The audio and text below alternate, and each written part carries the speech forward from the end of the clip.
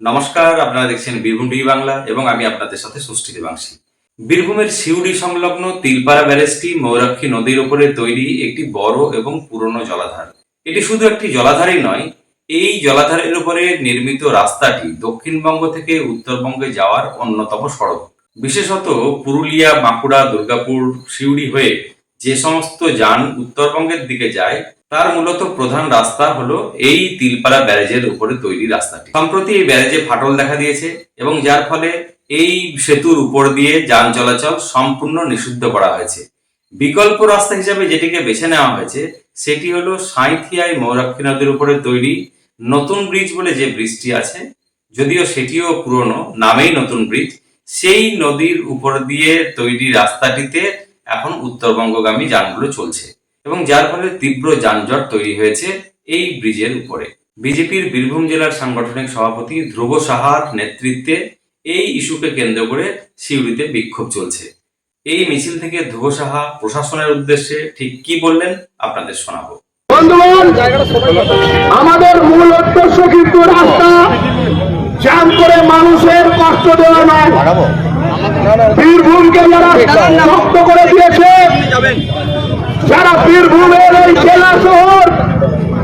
এই জেলা শহরকে যারা একটা দ্বীপে পরিণত করে দিয়েছে, যত উন্নয়নকে যারা বোলপুরে নিয়ে গেছে, আমরা বোলপুরের বিরোধী নই, কিন্তু যত উন্নয়নের টাকা বোলপুরকে নিয়ে দিয়েছে তার 1% সিউড়ির জেলা শহরকে দেওয়া হয়নি। কেন দেওয়া হয়নি? যে 30 কোটি টাকার টেন্ডার হয়েছিল 29 কোটি 17 লাখ, আরো 2 কোটি টাকার এদিক হিসাব আছে।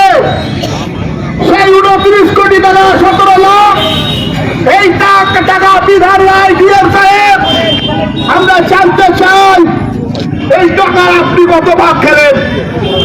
আমরা জানতে চাই এই ভাইজান জেলা পরিষদটাকে যদি হজ হাউস বানিয়েছেন, এই হজ হাউসের ভাইজান তিনি কত খেলেন, তিনি কত পেলেন, আমরা জানতে চাই বীরভূম পুলিশকে।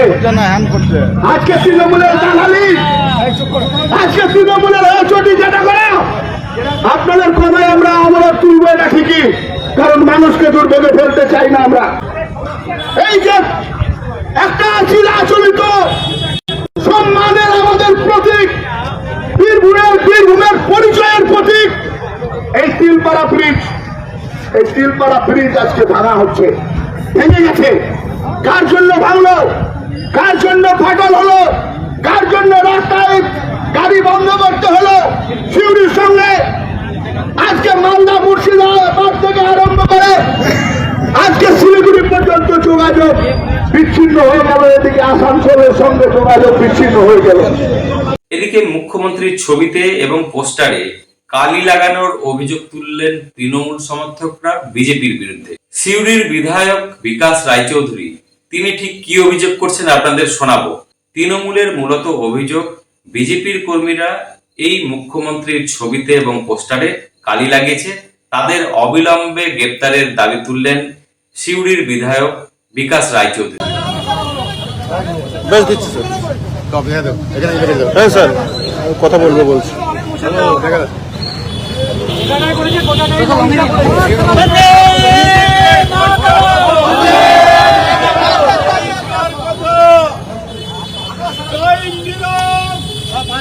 পাঁচ ঘন্টা তার মধ্যে অ্যারেস্ট করতে হবে, কোনো কথা শুনতে চাই না, ইমিডিয়েট ব্যবস্থা করো। আমি চললাম এখন এসপির কথায়, এসপির কাছেও বলবো কি ব্যাপারে অরাজকতা বন্ধ হবে কি হবে না, বিজেপি দুষ্কৃতীরা যা খুশি করবে মেনে নিতে হবে, মানতে পারবো না আমরা, তৃণমূল কংগ্রেস জবাব দেবে।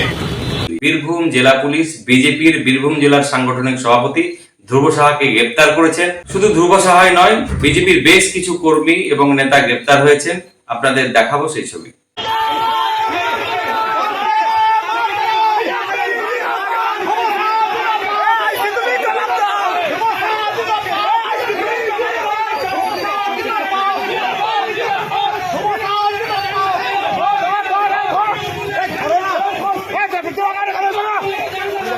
Hey! এই ইস্যুকে কেন্দ্র করে বীরভূম জেলার তৃণমূল কংগ্রেস এবং বিজেপির মধ্যে যে চরম সংঘাত তৈরি হয়েছে, পুলিশ কত তাড়াতাড়ি তার নিয়ন্ত্রণ করতে পারে সেটিও যেমন দেখার। একই সঙ্গে এই তিলপাড়া ব্যারেজের মেরামতি কাজ সম্পূর্ণ হওয়ার পর কবে এই রাস্তা দিয়ে আবার উত্তরবঙ্গগামী যান চলাচল শুরু হবে সেদিকেই লক্ষ্য এখন সবার।